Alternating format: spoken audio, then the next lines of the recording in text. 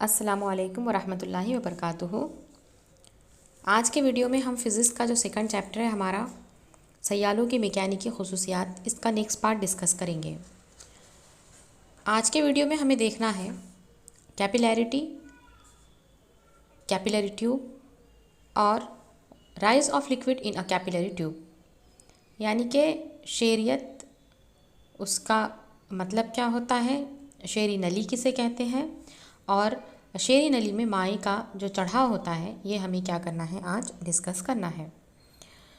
तो सबसे पहले हम कैपिलरी एक्शन यानी कि शेरियत या शेरी अमल या शेरी जज्ब, ये क्या होता है, इससे शुरू करने से पहले एक हम मिसाल ले लेते हैं कि कभी हमने क्या आपने कभी सोचा है कि किस तरीक़े से ये जो हमारा यहाँ पे आपको एक ट्री नज़र आ रहा है, जो एक झाड़ है, इसके अंदर जो है बिना मोटर लगाए के, बिना कोई मैकेनिकल मशीन का इस्तेमाल करते हुए पानी जो है वो मिट्टी से तो ऊपर तक, टिप तक क्या हो जाता है, पहुँच जाता है।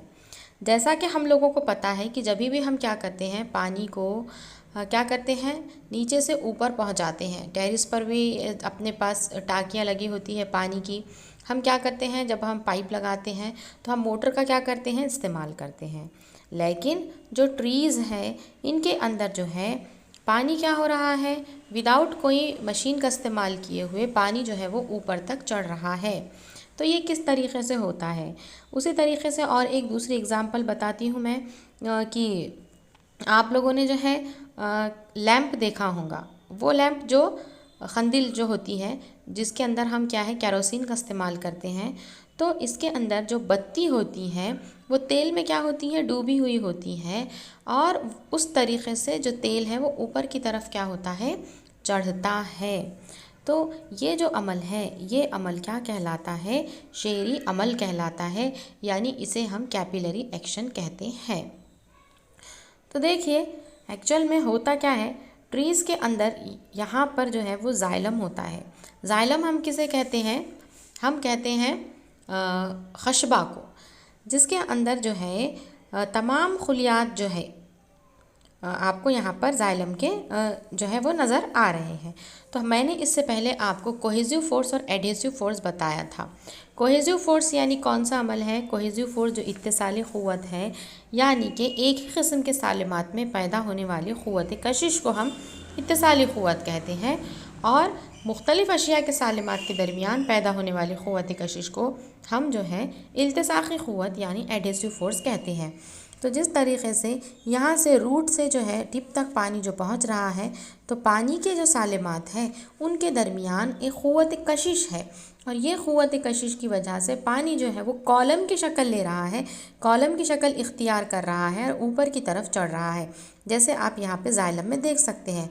उसी तरीक़े से पानी की सतह के साथ और जो ट्री है उसकी अंदरूनी सतह के साथ भी एक किस्म की क्या है, कशिश है, और इस वजह से पानी का एक सुतून बन रहा है, एक कॉलम बन रहा है और पानी जो है वो ऊपर की तरफ चढ़ रहा है।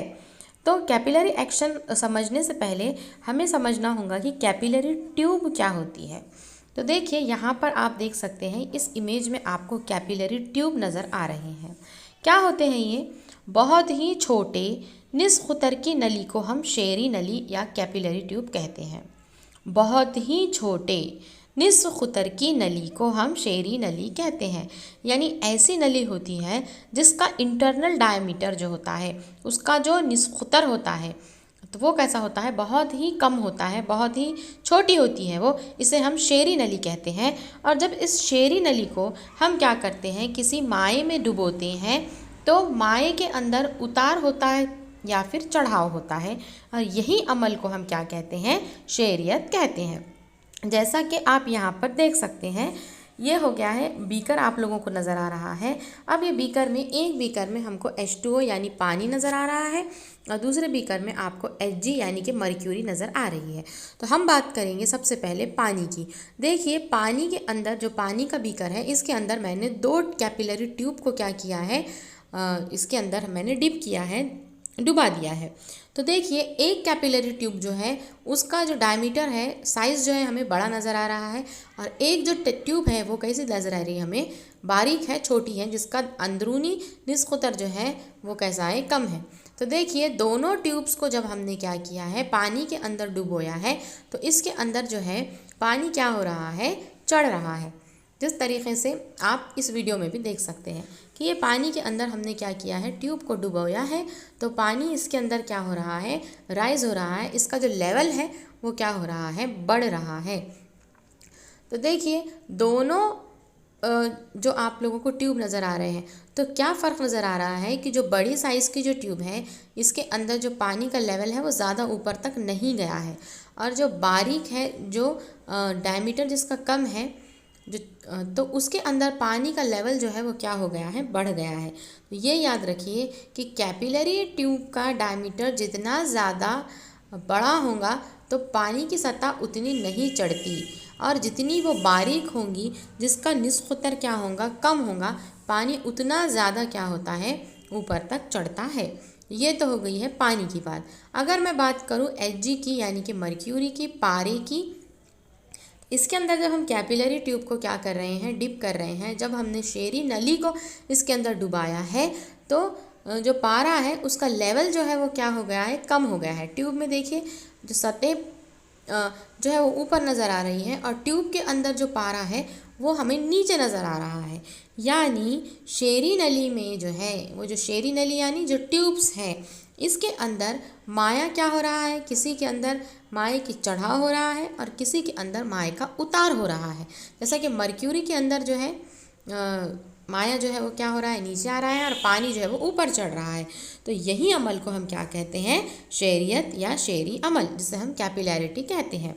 यानी शेरी नली में माए के उतार और चढ़ाव को हम क्या कहते हैं, शेरियत कहते हैं। अब इसके कैपिलरी एक्शन जो है, कैपिलैरिटी के बहुत सारे इस्तेमालात हैं। जैसा कि हम अभी मैंने आपको एग्जांपल दी थी कि शेरियत के सबब ही लैंप की जो बत्ती है इसके अंदर क्या होता है, तेल चढ़ता है। और अभी जो इससे पहले मिसाल दिया है आपको कि शेरियत के सबब जो अर्क होता है, जो रस होता है, वो है दरख्त में क्या होता है, ऊपर चढ़ता है। उसी तरीके से ये जो हमारा पेन होता है, वो पेन के अंदर भी जो हमारी इंक होती है, जो रोशनाई होती है, वो क्या होती है, चढ़ती है। अब इसके बाद जो है हम देखेंगे शेरियत का मुजाहिरा बयान करना है हमें कि किस तरीके से माया जो है चढ़ता है, उतरता है, ये हमें क्या करना है, बताना है, इसकी डेरिवेशन हमें निकालनी है। तो शेरी अमल की वजाहत कीजिए, इस तरीके से आप लोगों को क्वेश्चन आएगा। अब कैसे लिखेंगे हम जवाब, कांच की शेरी नली को पानी में डुबोते हैं। अब ये पानी हमें नज़र आ रहा है, इसके अंदर हम क्या कर रहे हैं, शेरी नली को क्या कर रहे हैं, डुबो रहे हैं, और इस सबब क्या हो जा रही है, ये शेरी नली जो है वो गीली हो रही है। शेरी नली में हम फ़र्ज़ कर रहे हैं पानी है, इसलिए हम पानी के चढ़ने से पहले की हालत पहले क्या करेंगे, तसव्वुर करेंगे। शेरी नली में पानी की शक्ल जो है, जो सतह उसकी नज़र आ रही है हमें, वो मुखर नज़र आ रही है। जैसा कि आप यहाँ पे देख सकते हैं, प्लेन सरफेस आपको नज़र नहीं आ रहा है, मुखर शेप का कॉनकेव सरफेस हमें यहाँ पे नज़र आ रहा है। अब यहाँ पर हमें 4 नुकात नज़र आ रहे हैं, A, B, C और D, हम ये तसव्वुर करते हैं। तो देखिए ये 4 पॉइंट में नुक्ता A जो है वो शेरी नली के अंदर है। नुक्ता A कहाँ पर है, ट्यूब के अंदर है, नली के अंदर है, लेकिन मुनहनी सतह से थोड़ा क्या है, वो ऊपर की तरफ है। दूसरा नुक्ता जो B है वो शेरी नली के अंदर है, लेकिन मुनहनी सतह से थोड़ा नीचे है ना। कि A जो है वो सरफेस से ऊपर है, पानी की सतह से ऊपर है, मुखर सतह से ऊपर है, और B जो है वो पानी के अंदर है। ये दोनों तो बात हो गई ट्यूब के अंदर की। अब हम नुक्ते C और नुक्ता D की बात करते हैं। नुक्ता C जो है ये शेरी नली के बाहर है, और जो हमारी प्लेन सतह है, जो सादा सतह है, वो सादे सतह के थोड़ा सा ऊपर है। जबकि नुक्ता D जो है वो शेरी नली के बाहर है और सादा सतह के थोड़ा नीचे है। ज़्यादा कोई मुश्किल पॉइंट ये नहीं है। अब हम देखेंगे कि 4 नुकात जो हमने लिए हैं, A, B, C और D, इनके ऊपर जो दबाव रहेगा, A पर दबाव रहेगा PA, B के ऊपर रहेगा PB, C पर रहेगा PC और D के ऊपर दबाव रहेगा PD। तो PA, PB, PC और PD ये इन चारों नुकात के क्या है, दबाव है। अब देखिए पॉइंट A और पॉइंट C ये कहाँ पर है, ये हवा में है। हवा में है तो इसके ऊपर जो फ़िज़ाई दबाव रहेगा यानी कि एटमॉस्फेरिक प्रेशर रहेगा, ए पॉइंट का और सी पॉइंट का एटमॉस्फेरिक प्रेशर सेम होता है, यानी P A is equal to P C. तो P A is equal to क्या हो जाएगा, पी सी हो जाएगा। अब देखिए, ये तो फ़िज़ाई दबाव की बात हो गई, ए का और सी का दबाव कैसा है, सेम है।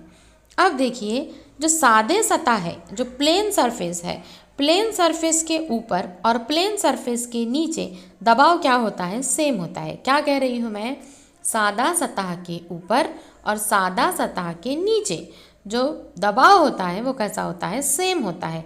यानी कि सी के ऊपर दबाव और डी के ऊपर का दबाव कैसा होगा, सेम होगा, यानी पी सी मसावी हो गया है पी डी।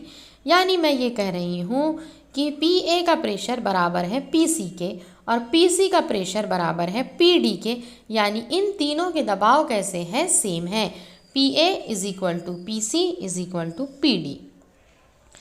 अब देखिए कि हमें अब निकालना है पी बी का प्रेशर निकालना है, कंपेयर करना है हमें पी बी का और पी डी का प्रेशर।